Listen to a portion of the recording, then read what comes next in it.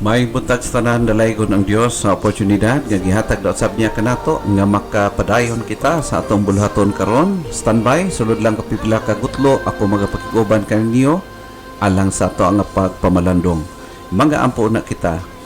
Amahan ug Dios nga langit non, nagapasalamat kami sa oportunidad nga magihatag kanamo nga kami makapadayon sa paghimo sa amo ang devotional. Lord, I pray nga ikaw magapanalangin sa tanan nga nagapaminaw karon diya sa ilang mga radyo, diya sa ilang panimalay o sa tanan nga nagasubaybay niini o Dios diya sa ilahang nga mga cellphone, sa amo nga online preaching o God. I hope and I pray nga ikaw gyud ang magapanalangin sa tanan nga nagapakiguban karon, ilabi na o Dios sa tanan nga naghigugma diha sa balaan nimo mga pulong. Father God, nangahangyo ako sa imong pagpanalangin samtang magapadayon kay bulhaton ang imong blessing, imo gid nga i-release, ihatag Ginoo ngadto sa mga katawhan nga nagahigugma usab diha kanimo. Lord, kini among gitugyan o manang pagpasalamat sa ngalan ni Jesus nga among manluluwas. Amen.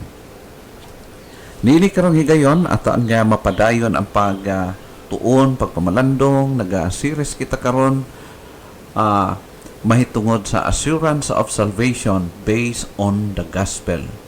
Aniya katya sa series part number 5 no sa pagpamalandong nato. Now, kung ato nga hinumdumon nga kung maghiskot kita og assurance salvation, kaluwasan sa atong mga kalag, no need for us to doubt according sa atong past nga natun-an tungod kay ang pagduha-duha wala ka na nato makuha sa Biblia ang mga negative nga mga baruganan o mga pagtulunan wala ka na nagikan sa Biblia. It's because ang Biblia nagapamatuod ka nato nga ang tao nga nagatugyan sa kinabuhi kay Kristo sa tinuoray assured siya, safe and secured in the hands of God.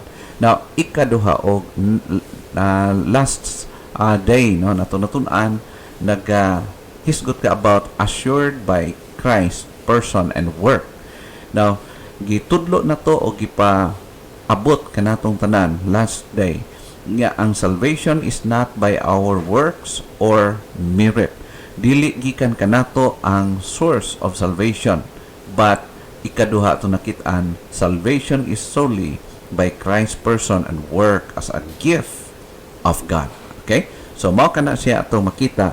O this time, padayon kita sa pagtanaw ni ini, assured as witness by the Holy Spirit. So, importante kayo kung naay mga pagpamatuod, kinahanglan adunay mga witnesses at least, no? Adunay mga witnesses. Bisan asa sa husgado, sa korte, kailangan ang witness. Now, dinhi sa atong pagpamalandong, ang usa nga witness sa assurance nga gihatag sa Dios sa Kristohanon o sa magtutuo mao ang balaang espiritu mismo mo ay nagahatag o pagpamatuod niini. According sa John chapter 6 verse 63 ingon pa, it is the Spirit who gives life. The flesh accomplishes nothing, but words that I have spoken to you are spirit and life. So ato makita na si Jesus Christ i-pronounce niya kini nga maong mga pulong.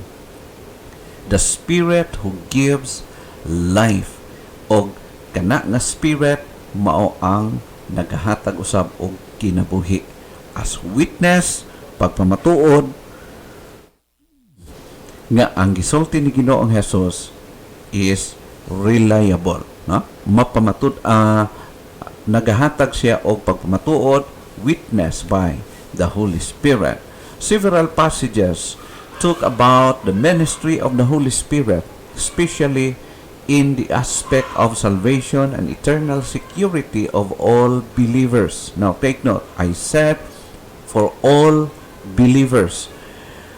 Ang tanan nga tinuuray nga nagsalig o nagtugyan sa ilang kinabuhi diha kang Kristo ingon nga ilang Dios og manluluwas sa ilang kinabuhi.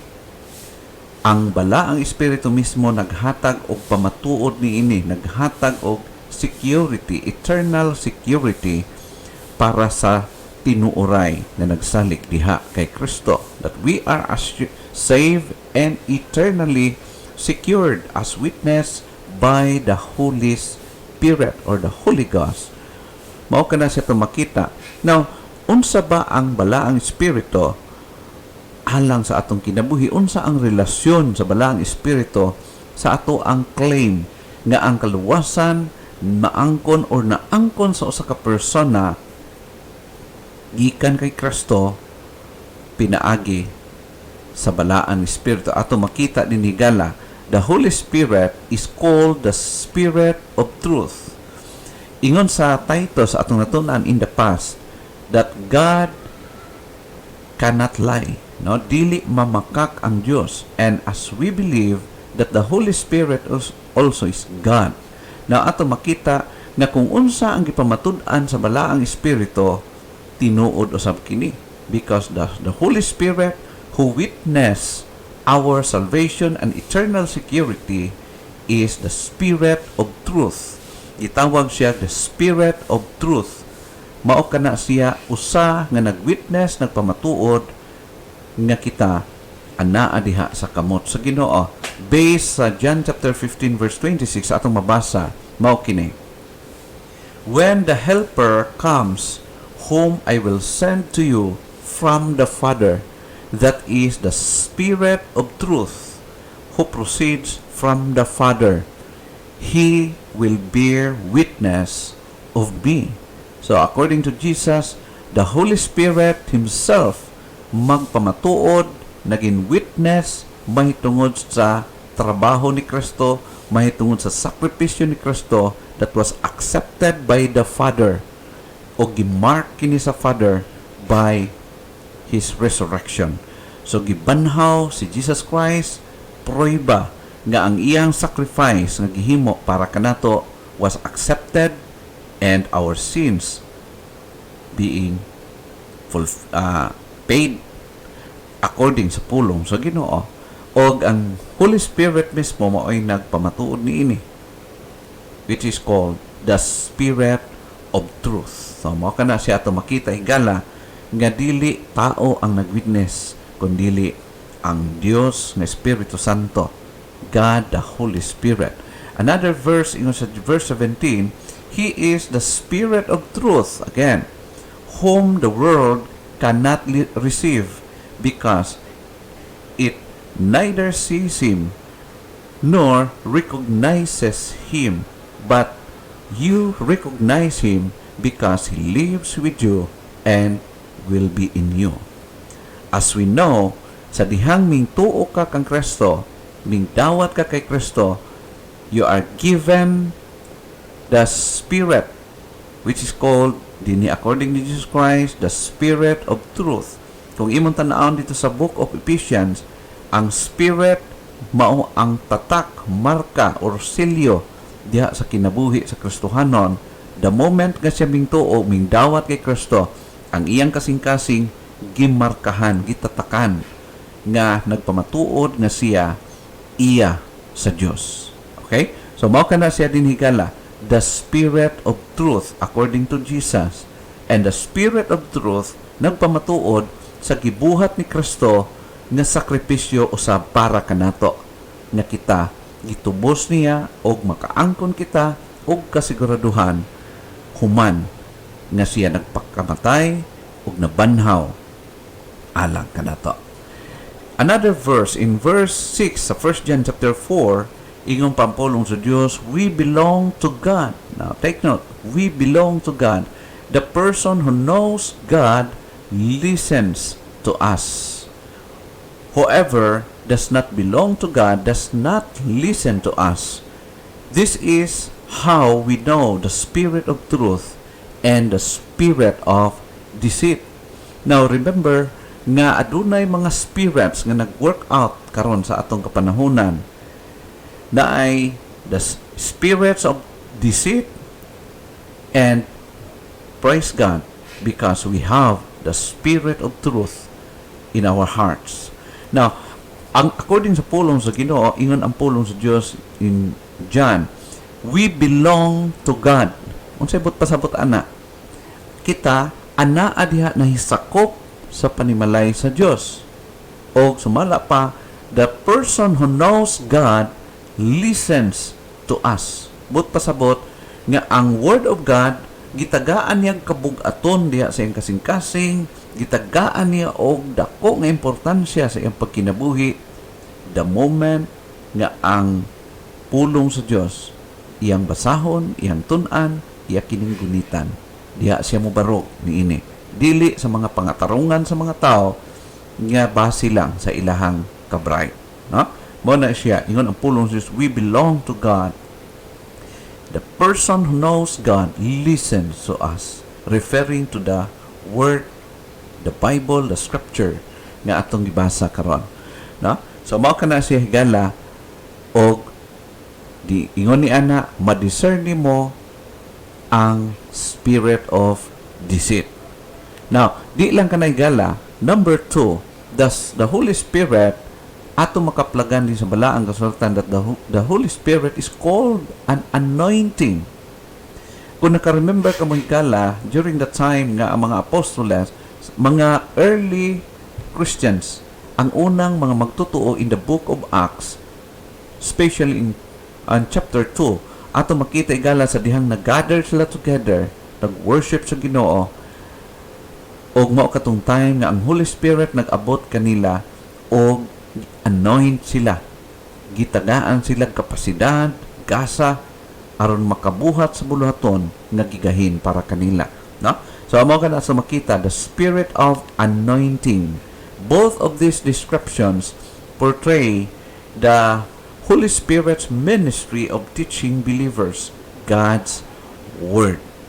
So, automatically ang Dios naghatag og wisdom, kaalam sa mga magtutuo mahitungod sa truth because of the Spirit which is called an anointing. Anointing, no? Ingat sa verse 27 in 1 John chapter 2. But the anointing which ye have received of Him abideth in you, and ye need not that any man teach you, but as the same anointing teaching you of all things, and is truth, and is no lie, and even as it hath taught you, ye shall abide in Him. No? So ato makita nga ang pulong dinhi gisulti that the anointing which ye have received, referring to the Holy Spirit, Him abide in you. Siya makikuban diha kaninyo. So ang abiding presence of the Holy Spirit is permanent also. Permanent siya sa atong kasing-kasing, dili siya temporary, unlike in the Old Testament. Dili pareho sa Old Testament higala nga ang presence o ang abiding presence sa Holy Spirit is temporary. Pero sa New Testament ano makita nga permanent ang iyang nga pag-abide, pag-dwell.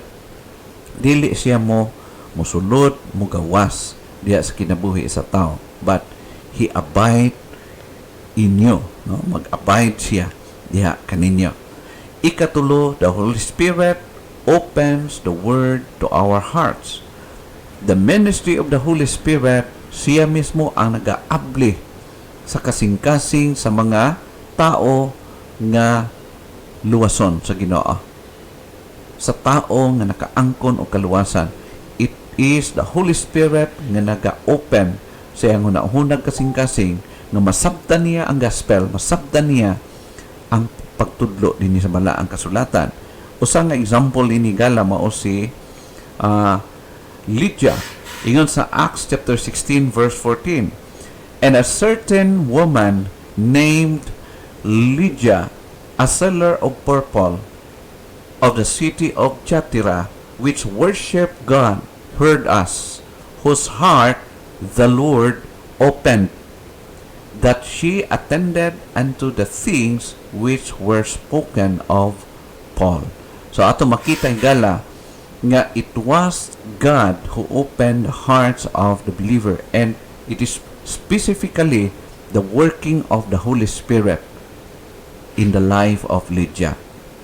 While si Apostol Pablo nagatudlo ni ining mga grupo sa mga nagtambong, kumbaga nagtambong sa ilang nga Bible study, Bible sharing, so ato makita or sa paghisgot about sa Word of God, sumala sa gihatag nga command sa Ginoo ngadto sa mga apostoles. During that time nga nagtuon sila, it was the Holy Spirit who opens the heart of Lydia. So ato makita nga aduna gi specific na ministry ang Holy Spirit, especially with regard sa ato nga salvation. Ikaupat, the Holy Spirit that gives us understanding. Kung nakabantay kay gala nga sa dihang wala pa ikaw makadawat sa gisulti, gihisgutan sa pulong sa Dios nga kaluwasan, nakabantay ka nga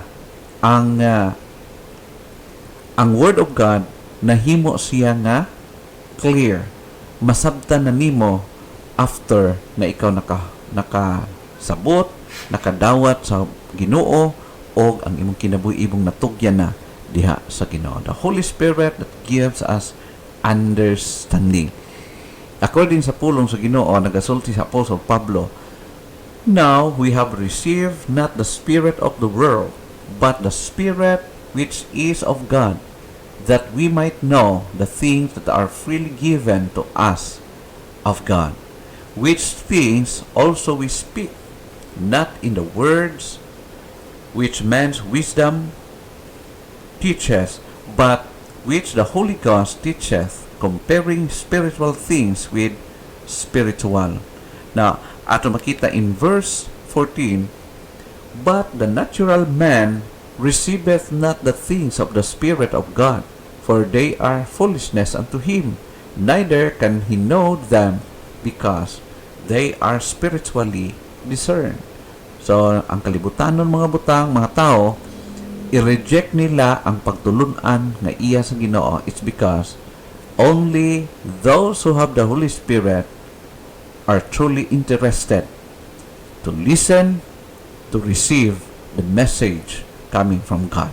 Baka na ingon sa pulong sa Ginoo, ang natural man, ang mga tao nga wat dili iya sa Ginoo, naturally gyud mo refuse sa offer sa pulong sa Ginoo. Sa pagpamatuod sa balang espiritu, di nila i-accept. According sa verse 15, but he that is spiritual judgeth all things, yet he himself is judge of no man. In verse 16, for who hath known the mind of the Lord, that he may instruct him? But we have the mind of Christ.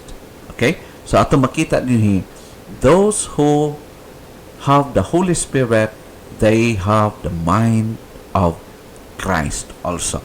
So ato makita gala ang ika-5 o nga butang kamatuoran din is the Holy Spirit assures our hearts through the word that we are children of God.